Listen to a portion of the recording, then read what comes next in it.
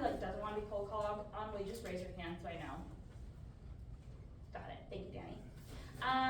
Savannah, will you read the first two words here for us? Oh my gosh, you're not Savannah. That was spelled way than it is. I'm calling you Savannah. I'm so sorry, Sasha! Yes. Okay, wow. I won't be that mistake again, probably. What? First day vibes. First day vibes, Sasha. Email. A mouthful, thank you. What do you notice about the first letter here? It's one letter. It's one letter, and is it lowercase or capitalized? What about the second word, mouthful? It's also capitalized. Yeah, thank you. What marks are around the word a mouthful, Elliot? Quotation mark? Quotation marks. And this is gonna be the title of our text. Everything I write on my page, please write on your page. I circled both of the quotation marks. I underlined A and M for those capital letters, and I wrote title. Sometimes, yeah, sorry. So we are in the agenda packet, Colin, on the page with the text. Sometimes titles are underlined and sometimes titles are in quotation marks. Who can tell me when titles are in quotation marks? Who's got a guess? Yeah, hi. When it's borrowed from another author. Okay, borrowed from another author. Okay. When else might we put a title in a quotation marks? Daniel? Maybe if it's like a poem or a short story or something? Yeah, we think about it as like a book will often be underlined or in italics, and short stories and poetry and articles are often in quotation marks. So I think title, this means it's short. Underneath a mouthful, Leo, what are the words there? By Paul Jennings. Great, and who might that be? That's probably the author. That's probably the author. It's definitely the author. What we don't know is if this author is also a character in the story. Sometimes an author is the researcher and he's writing an article about what he's researched. Sometimes the author is writing a personal story and she is also in the story. We kind of have to just keep that in the back of our minds as we read. Okay, we're gonna jump in and I want to bring your attention to two things. While we are reading, we are going to be answering our annotation questions. So please underline Q1, P1 through P3. This is telling us that our first annotation question is referring to paragraph 1, paragraph 2, and paragraph 3. So should I be answering this question after I've only read paragraph 1? No. No. The question's asking you to take all 3 paragraphs into consideration. Aisha, will you, did I say your name right? Yes, you did. Aisha, will you read the first annotation question? Sure. Parents are embarrassing. Oh, sorry, the first annotation question, you're on it. You haven't had a long day, have you? Yeah, it's been quite long. Quite long. Yes. What is the practical joke that Dad plays on Anna and the narrator? Beautiful. And then what I want you to note here is that there are 3 sentence patterns, and you can use one of them, you could use 2 of them, you could use your own sentence pattern. When we're answering our annotation questions over here, we're gonna answer it in a complete sentence. The next thing I want you to know, so these are our annotation questions. It's also a good idea while we're reading to be annotating while we read. And I kind of call those curiosity-driven questions. So we might be noticing things, we might be agreeing or disagreeing, and those annotations kind of just happen in the paragraph while we read. I'm gonna model paragraph 1, 2, and 3 for us. And then we'll do our annotation together. Is this feeling helpful to do? Okay. Paragraph 1, I'm noticing right away that paragraph's indented. The first letter is capitalized. Parents are embarrassing. Who might be saying something like this? Who might be saying something like this, Justin? One of their kids. It's probably a kid. friend comes to stay the night. Dad pulls a prank that makes my face turn Heinz ketchup red. So dad is pulling a prank. How does the daughter feel about this, Colin? She's embarrassed. Yeah, thank you. And these are annotations from me, so I'm just gonna write EMB for embarrassed. Now don't get me wrong, he is a terrific dad. I love him, but sometimes I think he will never grow up. He loves playing practical jokes. Do we know the narrator's name in this story? Not yet. Not yet. I'm gonna give you a clue. We're never gonna learn this narrator's story. So when we refer to the narrator, we can use she, her pronouns, and we can refer to her as the narrator or the daughter, okay? This behavior starts the night Anna comes to sleep over. I'm just gonna box starts because this is the first time. Unknown to me, Dad sneaks into my room and puts Donna, our cat, on the spare bed. Donna loves sleeping on beds. What cat doesn't? Does it feel like we've seen what the joke is yet? The practical joke is in this paragraph? No, let's keep going. Next, Dad unwraps a little package that he has bought at the magic shop. Right away I'm like, uh-oh, something is happening. Do you know what is in it? Can you believe this? It is a little piece of brown plastic cat poop, pretend cat poop. Anyway, he puts this piece of cat poop on Anna's pillow and pulls up the blankets. Then he tiptoes out and closes the door. I do not know that any of this is happening. This is just a little callback to reading class. When one character knows something and the reader knows, but and another character doesn't, what is that called? Anybody remember? Is it what you said the reader knows? The reader knows, but a character doesn't. Limited narrator? Limited narrator, Elliot? Dramatic irony. It's kind of a little bit of both, yeah. Limited narrator, dramatic irony. Okay. We're over here in our annotation space. What is the practical joke that Dad plays on Anna and the narrator? Let's see. Amanda, can you help us with what we might write for this annotation? Oh, Sorry. the joke that, the dad plays on Anna and the narrator is that he's put plastic cat poop on Anna's pillow. Okay, so that what? Why is that plastic cat poop? Why does that matter? She has a cat. She has a cat, and so what does the dad want the girls to think has happened? Bingo. Okay. Amanda, will you say that again, but slower, and we're all gonna write? Sure. Q1 and box it. Go for it. The practical joke that dad plays on Anna and the narrator is that he put plastic cat poop on Anna's pillow, so they think that Donna pooped on the pillow. Gorge. The practical joke that Dad played on Anna and the narrator is he put fake poop on the pillow, comma, so the girls think, can you guys see okay? Think the cat pooped on the bed, period.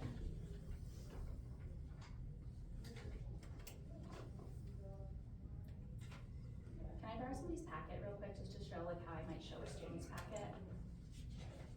You good? There are different sentences. That's totally fine, I'm with that. Y'all, we get a real treat to look at Elliot's packet. Right away, I'm noticing that Elliot was with us from moment one. He's got title, short author, kid, is it Paul? We've got this practical, he's ready to answer the annotation. He's saying, he's wondering if the girl is the narrator. And I love that he used his own language. Elliot, will you read your annotation? First, he puts the cat on Anna's bed. Then he puts fake poop on the pillow, which then results in the girls believing the cat pooped on Anna's pillow. Look at this gorgeous sequencing language and then cause and effect language that you have there. Well done, Elliot. Are you open to a push? Sure. My only push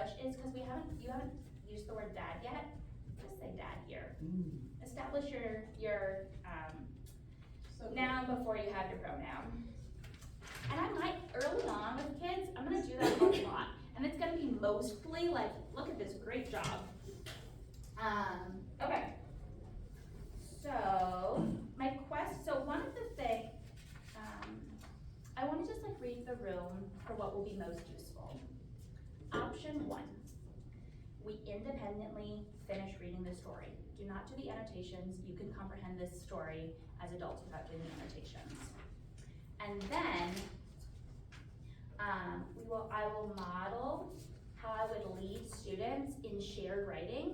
That's where like we are writing together initially to get them started before they write independently. It's kind of like getting the momentum. Option 2, we kind of pause where we're at and we split into grade levels to look at internalizing the lesson plan. Julie. I was just thinking how much that was like, oh, normally we give sentence stems, but in this case we're giving story stems, so they're giving it the story starters, so it's just Yeah, kind of. and the narrative writing is actually kind of hard to get started sometimes. Does like modeling a story feel like a valuable use of time, or do we want to just get into internalizing curriculum? Julie, what's I that? would like to internalize, but that's. Well, we will do that, and should we just take a vote? Option 1 is skip modeling. Option 2 is model and then do curriculum. Option 1, raise your hand for option 1. Okay, option 2. That's the modeling one? Yeah. I just wanna see how he's done because Yeah, thank you for hanging It's- tight, I really it's, appreciate it. If you kinda need to like do, it's I'm new to trusting me. that everyone's doing what they need to do on their computers. Cool. Alrighty, let's do this. Independently finish our narrative. And then let's take like 6 minutes. We'll check in and see if people need more time, and then we'll jump into modeling. Let's see what that actual time is.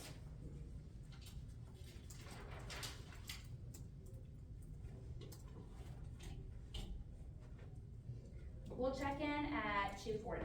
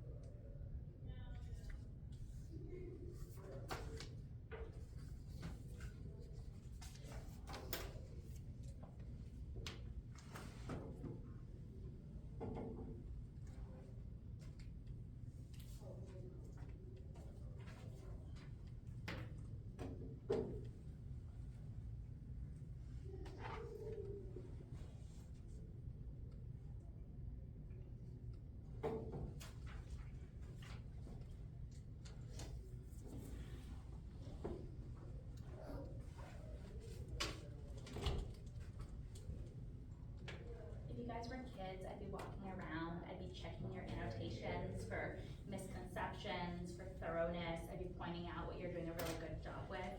If I'm seeing a trend in misconception, I would pause the class and go over what I'm saying.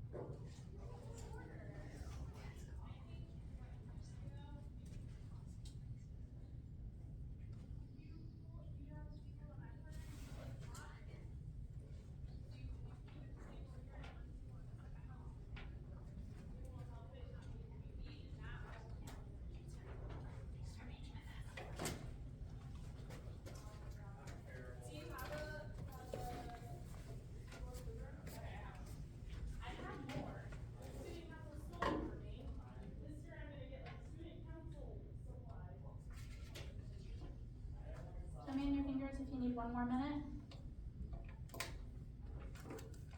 Alright. A lot of this stuff is wibbly wobbly with time, so you'll set a time and you'll just like read the room for where people are at and if you can move things along faster with students. So, you know, we're teachers, we lie about time all the time. Elliot, what's the twist ending at the end of this story? The narrator and her friend turn the tables on Dad by pranking him and actually putting real cat poop where the fake cat poop had been planted. Are they justified? Yes, Yeah, tell me more. because that's disrespectful. Like, if I'm getting ready to go to bed and I see poop on the bed, I'm gonna be upset. But at least now they can wash the pillows before bedtime and get it together. And then the dad knows, like, I might be out of my league a little bit because now she's gonna prank me back. So it's a win-win. Anybody think that they're not justified, that it's too extreme of a reaction? Too much? You guys have kids? Have cats. Cats. But we're also actually assuming, Yeah. because in the long run, it actually doesn't say that it was real cat poop that they actually replaced it with. But Yeah. then, why would the dad be Because sick? he's expecting a rubbery feeling in his mouth, like it's a piece of rubber, and instead he's probably getting, like, could be chocolate or something, and without even thinking about the taste, it's a texture thing, and you're thinking you're biting into rubber, and you're like, you bite into something soft and squishy, and automatically your mind's gonna say, oh, that must be cat poop. Yeah. I think there's like a viable debate and also a pretty strong inference. We are gonna turn our attention to a prompt. FYI, on a different day, we're gonna mine this entire section for like the rules of dialogue and capitalization. So we'll use that. On another day, we will do a thorough planning for this prompt. This is actually what we'll be doing in 7th grade. This is one of our first texts. And then on another day, we'll start writing together, and then they'll revise their writing. So we're kind of condensing everything, just so you get a lens into it. Colin, will you please read the prompt that starts with the word imagine? Imagine you are Anna. You went home early from your sleepover, you open the door and have a conversation with your parents about what happened. Please use the rules of capitalization and dialogue in your writing. Great. So what I wanna model during shared writing is that kids are gonna generate the ideas, and I'm the best writer in the room, and you're the best writer in the room. So you're gonna get them going with writing, but the ideas are coming from kids. Okay, so I'm gonna unpack this prompt. So if we're imagining that we're Anna, when we use the word I, who is that word referring to? Anna, yep. So I, me, my is no longer the narrator. Do we know the narrator's name? No.